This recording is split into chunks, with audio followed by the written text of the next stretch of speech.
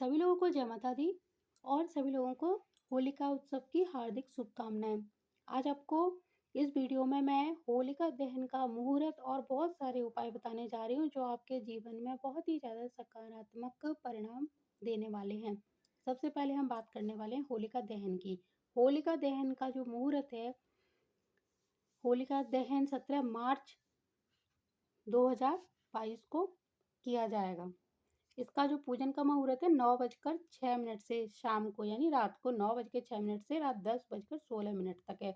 होलिका दहन का जो भद्रा काल है वो 9:06 से रात 10:16 तक रहेगा। इसी काल में आप होलिका दहन की पूजा कर लें। कम से कम 9:30 पूजा स्टार्ट कर दें।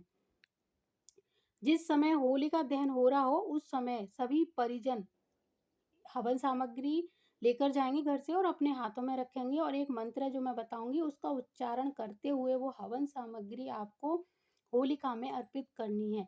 मंत्र कौन सा लेना है आपको? ओम ऐं ह्रीं क्लीं नमः चंडिकायै। 5, 7 या 11 परिक्रमा कर सकते हैं। अगर होलिका का परिक्रमा करते समय एक बार में हवन सामग्री चढ़ाएं फिर दोबारा चढ़ाएं तो 7 बार करना है, और आप चाहें तो वहां खड़े होकर भी बाद में इस मंत्र का उच्चारण कर सकते हैं। इस मंत्र के साथ ही आपको हवन सामग्री चढ़ाते हुए जाना है। अब जानते हैं होलिका के दिन क्या नहीं करना चाहिए। इस दिन किसी भी तरह के नशे का सेवन बिल्कुल भी नहीं करना चाहिए, क्योंकि होली एक धार्मिक त्योहार है और नशा करने से इसका शुभ फल समाप्त हो जाता है। इस समय शनि, राहु और मंगल का प्रभाव सारी दुनिया पर पड़ रहा है, तो हम इस दिन कुछ विशेष उपाय जन कल्याण के लिए भी करेंगे। होलिका में हवन सामग्री जरूर अर्पित करें, और इस सामग्री में जौ, चावल, बूरा, गुड़, घी, कपूर, लौंग, सूखा नारियल, काले तिल अवश्य मिलाएं। सभी सामग्री अपनी इच्छा अनुसार ले सकते हैं, और जो सामग्री ना मिले तो परेशान होने की बिल्कुल भी जरूरत नहीं है। जितनी आपको मिल जाए उतनी ले लें, और सामग्री अपनी यथाशक्ति अनुसार कम ज़्यादा जितनी भी हो वो ले सकते हैं। इससे कोई फर्क नहीं पड़ने वाला है कि क्या है, ये नहीं मिला वो नहीं मिला, जो मिले वो आप ले लीजिए।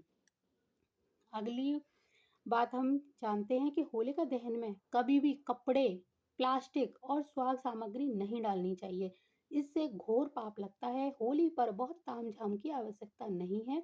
आप एक लकड़ी और कुछ गाय के गोबर से बने हुए उपले रखकर भी यह त्योहार मना सकते हैं। हो सके तो सामूहिक होलिका दहन करने की कोशिश करें। अकेले में कोई त्योहार त्योहार नहीं लगता है।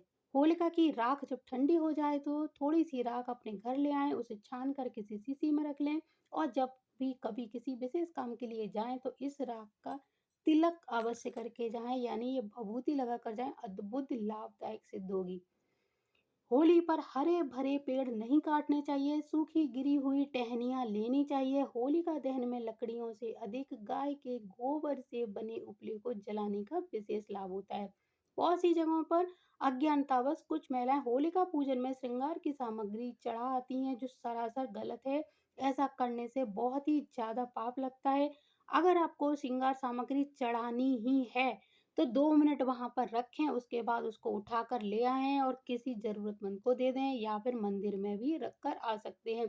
अगर आपको ये चीज नहीं पता है तो आज ये बात सुन लीजिए, भूल कर भी श्रृंगार की सामग्री नहीं चढ़ाई जाती, और जो महिलाएं इस तरह की हरकतें करें उनको भी समझाना आपका फर्ज है।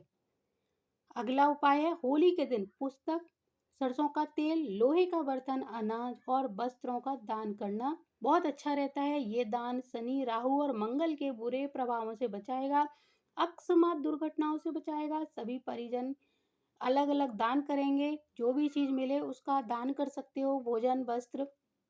होली के दिन सभी बड़ों के चरण स्पर्श अवश्य करने चाहिए। इस दिन सभी को सिर ढककर अवश्य रखना चाहिए, और आप शब्दों का प्रयोग बिल्कुल भी नहीं करना चाहिए। इससे इस त्योहार का जो फल है वो नष्ट हो जाता है। होली को लेकर कथा और मान्यता को लगभग सभी लोग मानते हैं, लेकिन होलिका की भस्म के उपायों के बारे में कम लोग ही जानते हैं। होलिका दहन के बाद सभी होलिका भस्म को अपने घर लाते हैं, और लोग ऐसा क्यों करते हैं ये जानना भी बहुत जरूरी है। मान्यता है कि होली की भस्म को घर लाने से नकारात्मक शक्तियों का अंत होता है, साथ ही घर में सुख समृद्धि आती है।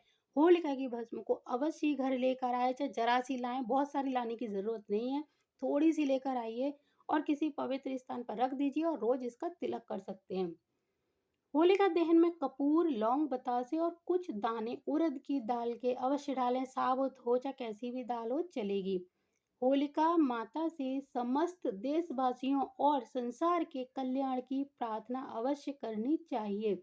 ऐसे अवसरों पर की गई सामूहिक प्रार्थना बहुत ही जल्दी फलदायी होती है। इसीलिए इस समय संसार में जो कुछ घट रहा है और समाज कल्याण के लिए हम लोगों को होलिका माता से प्रार्थना अवश्य ही करनी चाहिए। वो अवश्य ही सुनेंगी, संसार में होने वाली समस्त व्याधियों का नाश करेंगी। और मैं एक बार फिर से होली की आप सभी को शुभकामनाएँ देना चाहती हूँ। इसके अलावा आप एक उपाय और कर सकते हैं, जलती हुई जो होली है उसमें गाय के घी में भिगोई हुई अगर कोई चीज़ ना मिले तो 2 लौंग, 1 बतासा और 1 पान का पत्ता ले सकते हैं और होलिका माता में अर्पित कर सकते हैं। परिक्रमा लगाने से घर में सुख समृद्धि बनी रहती है। अपने घर परिवार की सुख समृद्धि की प्रार्थना करें और अपने किए हुए समस्त पापों की क्षमा याचना अवश्य ही मांगनी चाहिए। आज बहुत सारी जानकारी मैंने दी है। मुझे पूरी उम्मीद है कि आपको ये जानकारी बहुत ही पसंद आई होगी।